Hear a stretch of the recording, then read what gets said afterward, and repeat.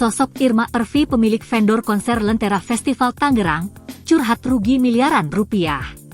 Pun sama, belum dibayar sama panitia. Bisa-bisanya bakar semua barang-barang kami. Sosok Irma, pemilik vendor konser Guyon Waton yang panggungnya dibakar di Tangerang, Banten. Irma Erviana atau akrab disapa Irma ini merupakan pemilik vendor perlengkapan dalam konser Lentera Festival Tangerang. Ia diketahui adalah pemilik vendor dari Mahakarya Event Equipment. Selain menjadi vendor acara, Irma rupanya memiliki banyak usaha lain. Wanita yang memiliki gelar C ini merupakan seorang pengusaha.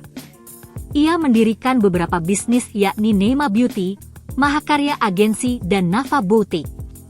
Ketiga bisnis tersebut berada di bidang berbeda yakni kecantikan, penawaran SPG, hingga fashion.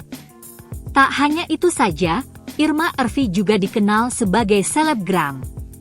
Wanita berparas cantik ini sering membagikan konten dalam Instagram pribadinya Irma_Ervi. Bahkan saat ini ia sudah memiliki 4.000 pengikut. Terakhir, Irma Ervi juga aktif di YouTube membagikan berbagai konten short. Sebelumnya, lewat Instagram miliknya Irma_Ervi, yang mengungkapkan kekecewaannya alami rugi ratusan juta.